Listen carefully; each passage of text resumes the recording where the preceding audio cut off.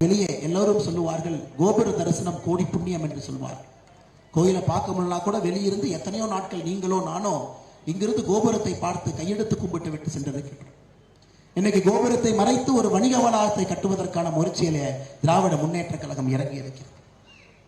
அதுவும் நமக்கு தெரியும், நம்முடைய இந்து அறநிலைத்துறையினுடைய சட்டத்தின்படி யாரும் கூட கோவிலினுடைய மூல நிதியை எடுத்து இது போன்ற செலவு செய்வதற்கு அனுமதி இல்லை, அருகதை இல்லை.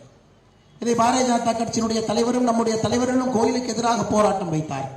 கோயிலுக்கு எதிராக நாயை தூக்குற மாதிரி காவல்துறை தூக்கிட்டு போனாங்க. நாயை தூக்குற மாதிரி பாரதிய ஜனதா கட்சி செய்தது என்னன்னா, கோவிலுக்கு வெளியே வணிக கழகம் மட்டுவதற்கு அனுமதி இல்லை என்கின்ற போராட்டத்தை எடுத்த பொழுது கைது செய்யப்பட்டு இரவு 11:45 வரைக்கும் மண்டபத்திலே பாரதிய ஜனதா கட்சியினுடைய தொண்டர்களும் தலைவர்களும் அடைத்து வைக்கப்பட்டிருந்தார்.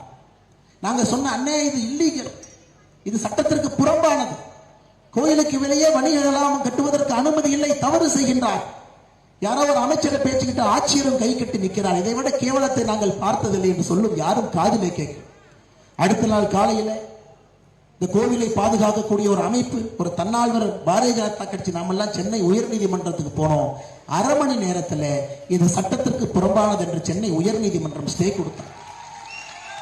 அதற்கு முன்னாடி நாள் இதை எதிர்த்து போராடிய பாரதிய ஜனதா கட்சியினுடைய தொண்டர்கள் 300க்கும் மேற்பட்டவர்கள் ஏதோ நாய் அடைச்சு வைக்கிற மாதிரி பட்டி தொட்டியை போல் அடைத்து வைத்து, நீங்க அதே காவல்துறைக்கு நான் கேட்கின்றேன், ஒரு நியாயமான தர்மமான காரியத்திற்கு போராடிய நம்முடைய பாரதிய ஜனதா கட்சியினுடைய தொண்டர்களை அழைத்து வைத்தீர்களே, உங்களுடைய காக்கி சட்டை, உங்களுடைய உப்பு, உங்களுடைய ரத்தமாக இருக்கக்கூடிய ஒரு ஆய்வாளர் மீது கை வைத்திருக்கின்றார்கள். அந்த திமுகவுடைய தலைவரை ஏன் நீங்கள் கைது செய்யவில்லை என்று சொல்லுங்கள். அதே உப்பு அதே ரத்தம் எனக்கு ஓடுகிறது. அது எப்படி நீங்கள் தர்மமாக மான மரியாதையோடு ரோட்டில் ஒரு காவல்துறை அதிகாரியால் நடக்க முடிகிறது? எப்படி நடக்க முடியும்? யூனிஃபார்ம் போட்டுக்கிட்டு கம்பீரமாக ஒரு காவல்துறை அதிகாரி திருவண்ணாமலையில இந்த ரோட்டில் எப்படி நடத்த செய்ய முடிகிறது? ஒரு பெண் இன்ஸ்பெக்டர் மேல கை வச்ச ஒரு திமுக காரரை தூக்கி உள்ள வைக்க முடியல. மக்கள் உங்கள் மீது மரியாதையும் நம்பிக்கையும் எப்படி வைப்பார்கள்? ஒரு பிரச்சனை என்றால் போலீஸ் ஸ்டேஷனுக்கு எப்படி ஓடி வருவார்கள்? உங்களை பார்த்து சாதியை பார்க்க மாட்டீங்க, கட்சியை பார்க்க மாட்டீங்க, நேர்மையை மட்டும் பார்ப்பீங்கன்னு எப்பொழுது தமிழக காவல்துறை இழந்த தண்ணீர் தன்னுடைய கம்பீரத்தை திருவண்ணாமலையில் எடுக்க போகிறது? சகோதர சகோதரி, காவல்துறையை பற்றி தவறாக பேசுவன் நான் அல்ல. ரத்தம் கொதிக்கிறது, ரத்தம் கொதிக்கிறது, ரத்தம் கொதிக்கிறது. 3 முறை ஒரு பெயில் நிராகரிக்கப்பட்டும் கூட இந்த மாவட்டத்தினுடைய எஸ்பி பல் பிடுங்கிய பாம்பை போல அலுவலகத்தில் அமர்ந்திருக்கின்றார். அவர் ஐபிஎஸ் என்கின்ற வார்த்தை போடுவதற்கு அவருக்கு தகுதி இருக்கிறதா? சகோதர சகோதரிகளே, ஐபிஎஸ் 18 மாதம் ரத்தத்தை சிட்டி உழைத்த பிறகு ஐபிஎஸ் என்கின்ற 3 வார்த்தை கிடைக்கும். அது கடையில போய் வாங்கிட்டு வர அந்த வார்த்தை இல்லைங்க ஐயா. எத்தனை கோடி பணம் கொடுத்தாலும் ஐபிஎஸ் என்கின்ற வார்த்தை வராது. அது உழைத்து பெற வேண்டிய ஒரு பட்டம். ஆனா இன்னைக்கு பல்லை பிடுங்கிய அதிகாரிகளை போல ஒரு மாவட்டத்தினுடைய ஒரு முட்டாள் அமைச்சர், மோசமான அமைச்சர், ஊழல் அமைச்சர் முன்பு கைகட்டி நின்று கொண்டிருக்கின்றார்களே, இந்த அவலத்தை அண்ணாமலை அவர்கள் மதிப்பாரா, மன்னிப்பாரா? அதைத்தான் நான் கேட்டுக் கொண்டிருக்கின்றேன். சகோதர சகோதரி, எனக்கு நம்பிக்கை இருக்கிறது. இன்னும் நேர்மையானவர்கள் இருக்கின்றார்கள், களங்கமடையாதவர்கள் இருக்கின்றார்.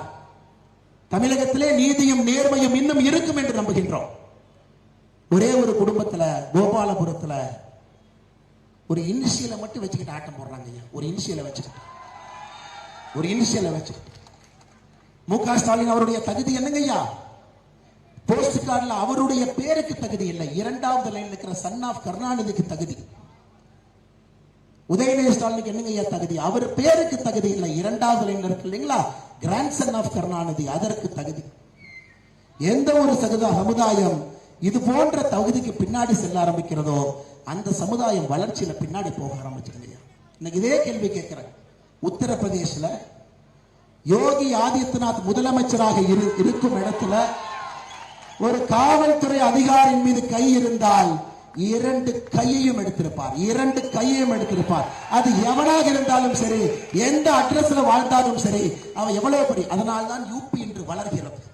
இந்தியாவுடைய 2வது பெரிய பொருளாதார மாநிலமாக யூபி போயிருக்கு.